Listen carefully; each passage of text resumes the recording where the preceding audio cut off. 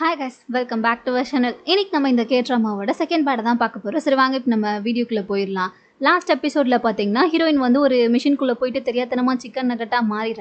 அவள் எப்படி மாறினா அந்த மிஷினை யார் கொண்டு வந்து இங்கே வச்சான்றதை கண்டுபிடிக்கணும்னு சொல்லிட்டு ஹீரோவும் அப்புறம் ஹீரோயினோட அப்பாவும் ட்ரை பண்ணிட்டு இருந்திருப்பாங்க. இப்போ இந்த எபிசோட ஸ்டார்டிங்லேயே பார்த்தா அந்த மிஷினை கொண்டு வந்து வச்சவனை தான் இவங்க சிசிடிவி மூலயமா பார்த்துருப்பாங்க இல்லையா. ஸோ அதை வந்துட்டு ஹீரோ பார்த்துட்டு எனக்கு இவன் யாருன்றது தெரியுன்ற மாதிரி ஹீரோயினோட அப்பா கிட்ட சொல்லிட்டு இருக்கான். அப்புறம் இது கேட்ட உடனே எப்பட்றா நீ எப்படி பார்த்துருக்கேன்ற மாதிரி கேட்கும்போது ஆமாம் பாஸ், கொஞ்ச நாளைக்கு முன்னாடி யோசிச்சு பாருங்களேன், நம்ம கம்பெனி ப்ரொமோஷனுக்காக நான் ஒரு சாங் எழுதி அதை கூட அன்றைக்கி ஒரு நாள் உங்ககிட்ட பாடி காமிச்சேன்ல, அது உங்களுக்கு ஞாபகம் இருக்கான்ற மாதிரி கேட்க அப்படியே அந்த ஃப்ளாஷ்பேக் சீனை தான் காமிக்கிறாங்க. இவங்க கம்பெனியை முதல்ல கொஞ்சம் நல்லா ப்ரொமோட் பண்ணணும் வெளியெல்லாம் சொல்லிட்டு ஹீரோ என்ன பண்ணியிருப்பான், அதுக்காக அழகாக ஒரு பாட்டெல்லாம் எழுதி அதை பாடி காமிச்சிருப்பான். பாடி காமிச்சதுமே இவனுங்க ரெண்டு பேரும் பார்த்தா அமைதியாகவே இருந்திருப்பாங்க. ஹீரோ பார்த்துட்டு என்னாச்சு நல்லா இல்லையான்ற மாதிரி கேட்க ரெண்டு பேருமே பார்த்தா கேட்க பக்கம் சிரிக்கவே ஆரம்பிச்சிடுறாங்க.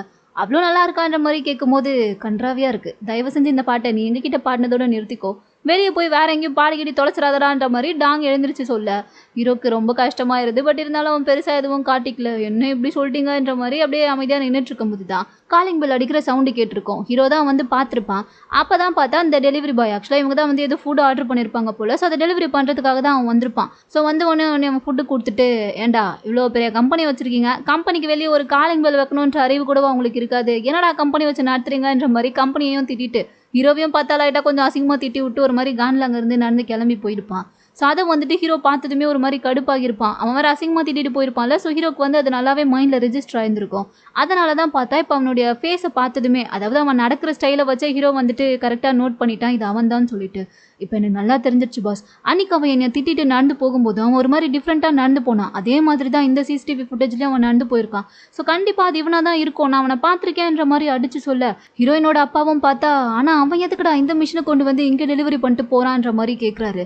அது எப்படி பாஸ் எனக்கு தெரியும், அவன்கிட்ட தான் கேட்கணுன்ற மாதிரி ஹீரோ சொல்லும்போது இவருக்கு கடுப்பாகுது. அது எப்படி அவன் எதுக்காக இந்த மிஷினை கொண்டு வந்து இங்கே வச்சுட்டு போகலான்னு சொல்லிட்டு இவர் பயங்கரமாக காண்டாகி இவனை திட்ட ஆரம்பிச்சிட. ஏன்னா நீங்கள் எல்லாத்தையும் கேட்டுட்டு இருக்கீங்க, எனக்கு மட்டும் எப்படி தெரியும், நான் உங்க கூட தானே இருக்கேன்ற மாதிரி சொல்லிட்டு ஹீரோவும் பார்த்தா அவர்கிட்ட கத்த ஆரம்பிச்சிடுறான். இப்போ எதுக்குடா நீ என்கிட்ட இவ்வளோ சவுண்டாக வாய்ஸ் எக்ரி பேசுகிறன்ற மாதிரி கேட்கும்போது நீங்களும் தானே அப்படி பேசுனீங்கன்ற மாதிரி சொல்ல, நான் பேசலாம் நீ பேசக்கூடாது, இதுக்கு நம்ம என்ன பண்ணுறதுன்ற மாதிரி சொல்லிட்டு ஹீரோயினோட அப்பா வந்து காண்டாகிறாரு.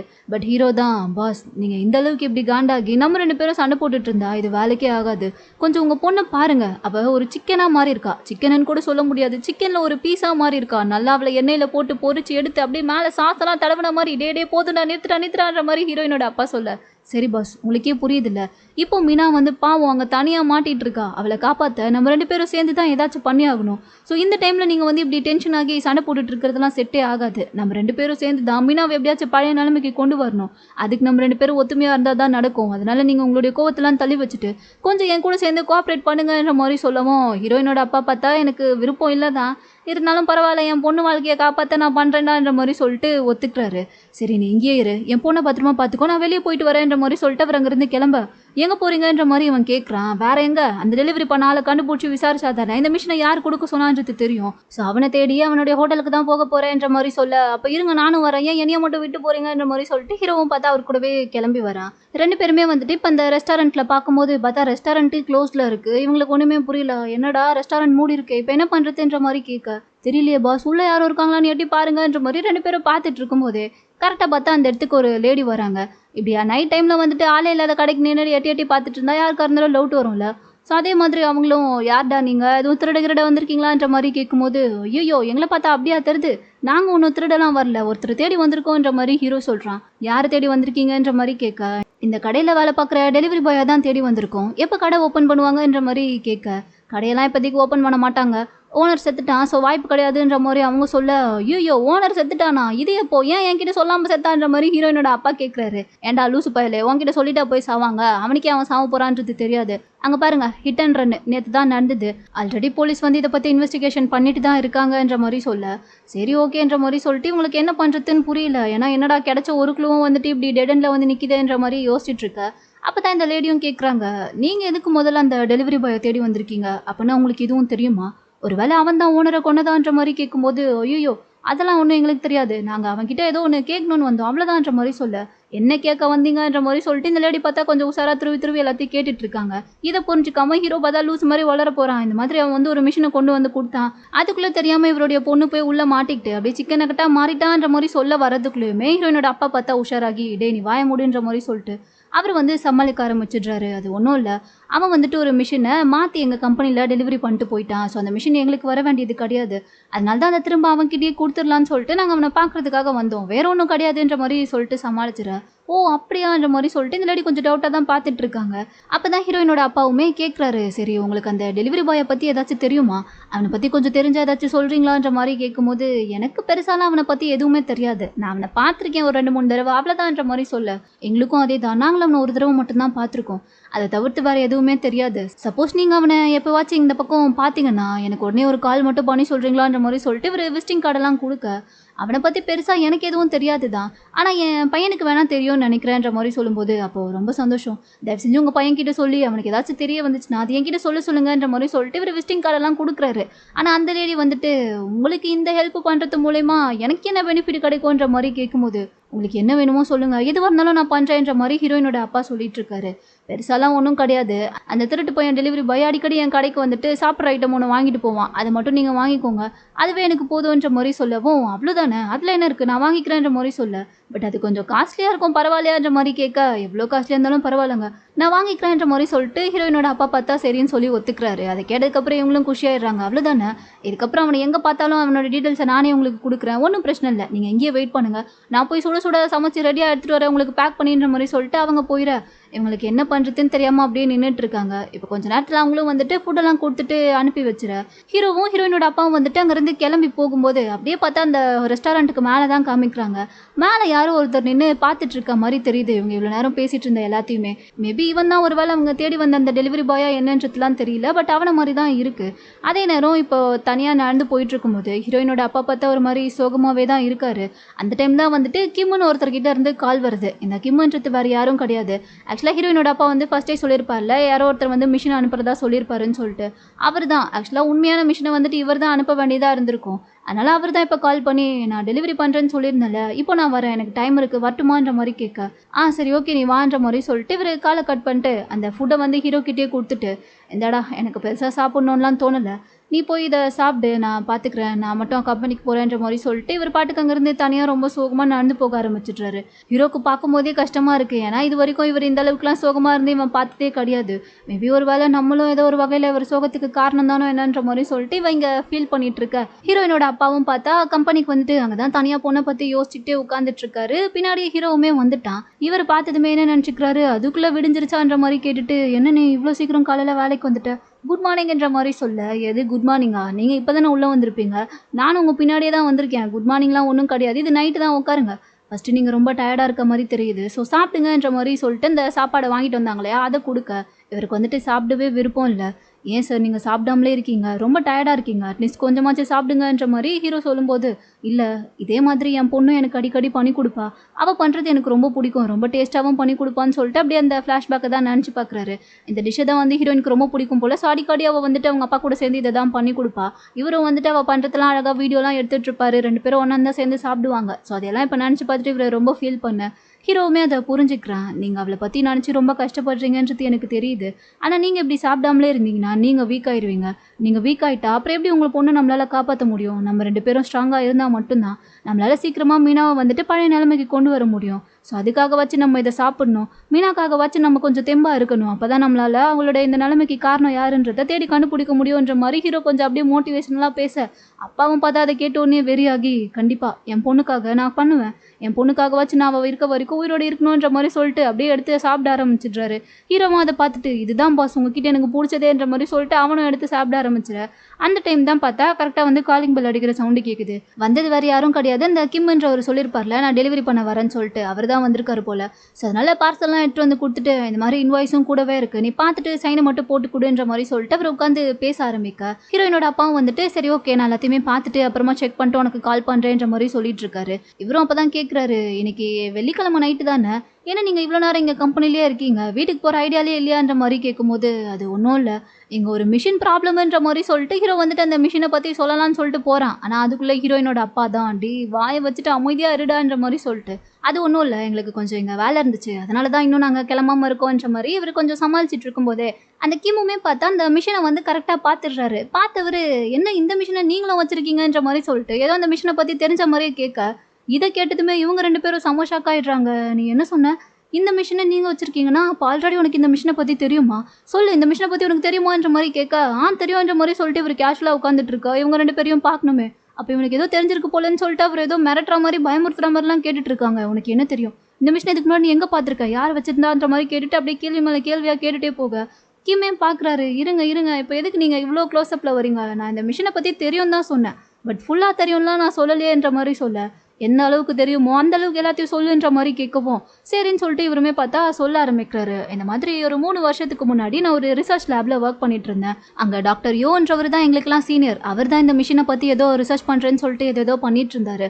ஆக்சுவலாக நாங்கள் பண்ணிட்டு இருந்தது வேற ப்ராஜெக்ட் தான். ஆனால் அவர் அதில் சரியாக கவனம் செலுத்தாமல் எப்போ பாரு இந்த மிஷினையே வச்சு ஏதோ பண்ணிட்டு இருப்பாரு. நானும் ஒரு தடவை ரொம்ப எக்ஸைட் ஆகி இந்த மிஷின் அப்படி என்ன இருக்குன்னு சொல்லிட்டு பார்க்கறதுக்காக அவர் தூங்கிட்டு இருக்கும்போது அந்த மிஷின் கிட்ட போய் பார்த்தேன். ஆனால் அதுக்குள்ள என்ன இருக்குன்னு சொல்லி கண்டுபிடிக்கிறதுக்குள்ளேயுமே கரெக்டாக அவர் பார்த்தா அங்கே வந்துட்டாரு. வந்தவர் என்ன அந்த மிஷின் பக்கத்தில் பார்த்ததுமே பயங்கரமாக கண்ணாப்பின்னான்னு திட்ட வர ஆரம்பிச்சிட்டாரு.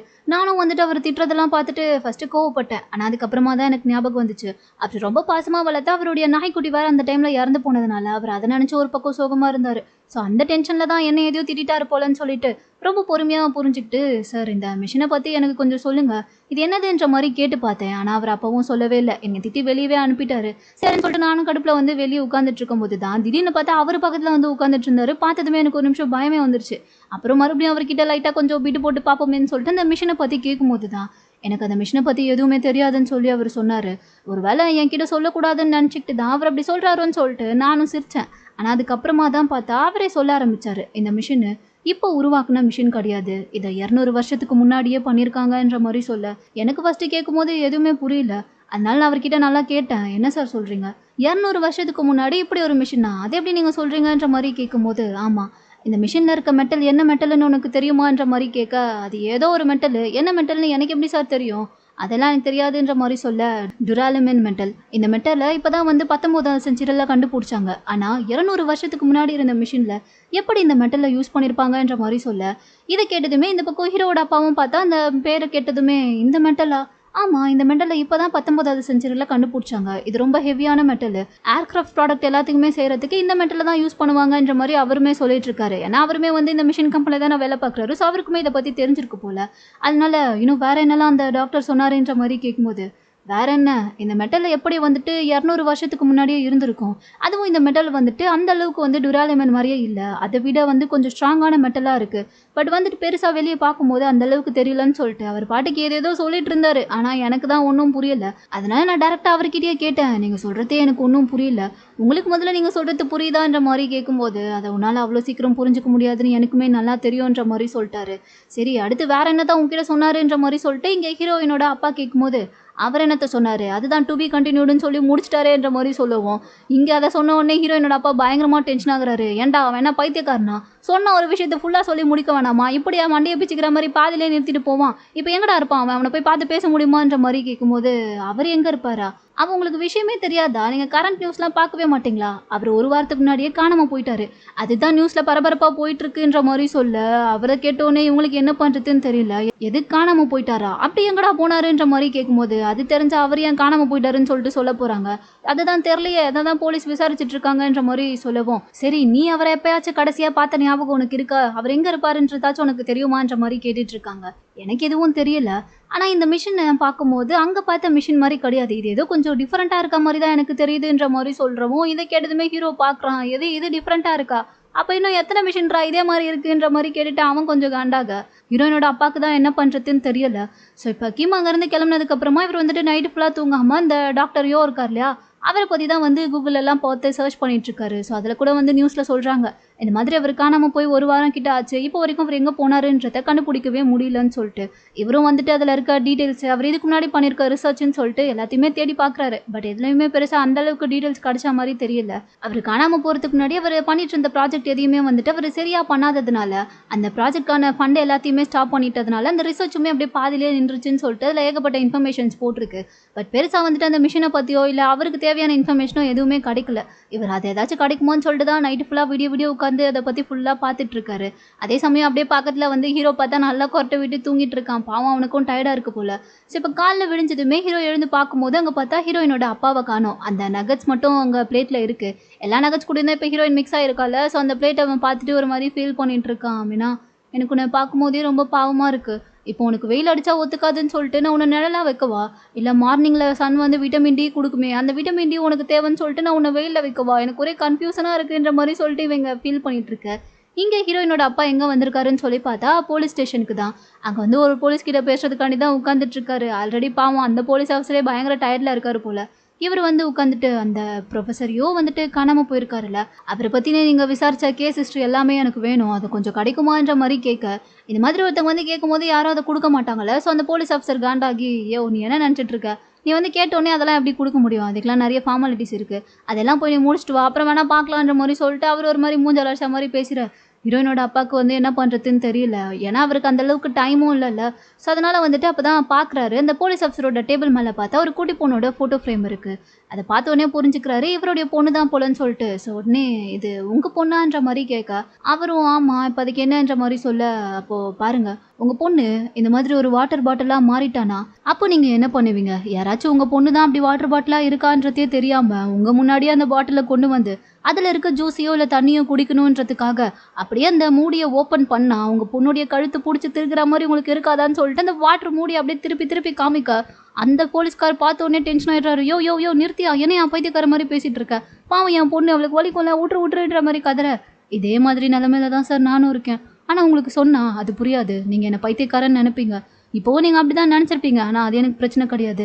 பட் நான் உங்ககிட்ட தயவு செஞ்சு கெஞ்சி கேட்குறேன், அந்த டாக்டர் யோவை பற்றி நீங்கள் என்னெல்லாம் இன்வெஸ்டிகேட் பண்ணீங்களோ அதை பற்றின டீட்டெயில்ஸ் எல்லாத்தையுமே என்கிட்ட சொல்லுங்கள். உங்களுக்கு ஒரு பொண்ணு இருக்கா மாதிரியே எனக்கும் ஒரு பொண்ணு இருக்கா, அவளை நான் எப்படியாச்சும் காப்பாற்றி ஆகணுன்ற மாதிரி சொல்லிட்டு சொல்ல, இந்த போலீஸ் ஆஃபீஸருக்கு வந்து இவர் பேசுகிறதுலாம் லூஸ் மாதிரி இருந்தாலும் சரி ஓகே ஏதோ ஒரு பிரச்சனை இருக்க போலன்னு சொல்லிட்டு புரிஞ்சுக்கிறாரு.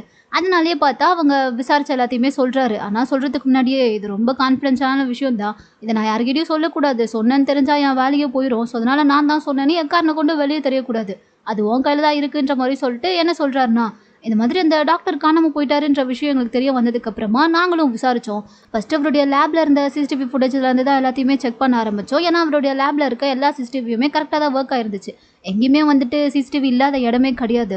ஸோ அதனால் அவரை அந்த சிசிடிவி மூலயமாவே ஃபாலோ பண்ணி போகும்போது அவர் கடைசியாக பார்த்தா ஏதோ ஒரு பில்டிங்க்கு தான் வந்திருக்காரு. ஆனால் அந்த பில்டிங்குள்ளே போனவர் திரும்ப வெளியே வரவே இல்லை. நாங்களும் அந்த பில்டிங்கை சுற்றி கிட்டத்தட்ட ஒரு 5 கிலோமீட்டரில் இருக்க எல்லா சிசிடிவியும் ஃபுல்லாக செக் பண்ணிட்டோம். ஆனால் எங்கேயுமே அவர் வெளியே வந்ததுக்கான எவிடன்ஸே இப்போ வரைக்கும் கிடைக்கல. ஸோ அந்த பில்டிங்குள்ளே போனவர் வெளியவே வராதப்போ எங்களுக்கு கூட அவர் ஒரு வேலை எதுவும் மாயமாக மறைஞ்சு போயிட்டாரா, வேப்பர் ஆயிட்டாரான்னு சொல்லி கூட டவுட் இருந்துச்சு. பட் என்னன்றது கன்ஃபார்மாக தெரியல. நாங்களும் எங்கள் டீமை வச்சு அந்த பில்டிங்கில் இருக்க மொத்த இடத்தையும் நல்லா அலசி ஆராய்ச்சாச்சு. அங்கே வேறு ஏதாச்சும் சீக்ரெட்டான வே இருக்கான்னு கூட எல்லாத்தையுமே செக் பண்ணி பார்த்தாச்சு.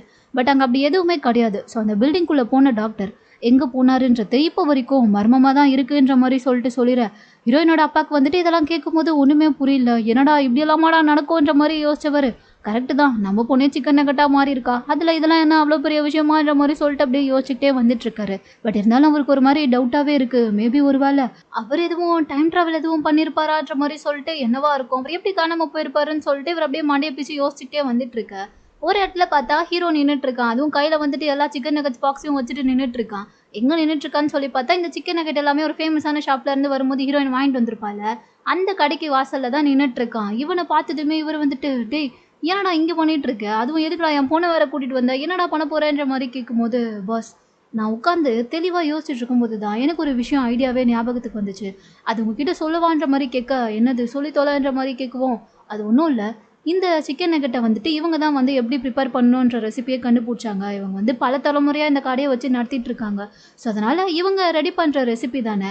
அதனால ஒரு சிக்கன் நெகட்ட பார்க்கும்போதே அது இவங்க கடையில பண்ணதா இல்லையான்றத இவங்களால கண்டிப்பா கண்டுபிடிக்க முடியும்ல. ஸோ அதனால இந்த கடையோட ஓனர் கிட்ட போய் நம்ம விசாரிச்சா, இதுல எது வந்துட்டு அவங்க கடையோட சிக்கன் நெகட்ன்னு அவங்க ஈஸியா கண்டுபிடிச்சிருவாங்க. அப்ப எது அவங்களால கண்டுபிடிக்க முடியலையோ அதுதானே மீனாவா இருப்பான்ற மாரி சொல்லிட்டு ஹீரோ கொஞ்சம் பாயிண்ட்டா பேச, "நீ சொல்றதெல்லாம் கரெக்ட்டா தான்டா இருக்கு. ஆனா அவ்ளோ ஈஸியா கண்டுபிடிச்சிட முடியுமா? நம்மளாலயே பெருசா எதுவும் கண்டுபிடிக்க முடியலையேன்ற மாரி சொல்ல, அதெல்லாம் முடியும் பாஸ்.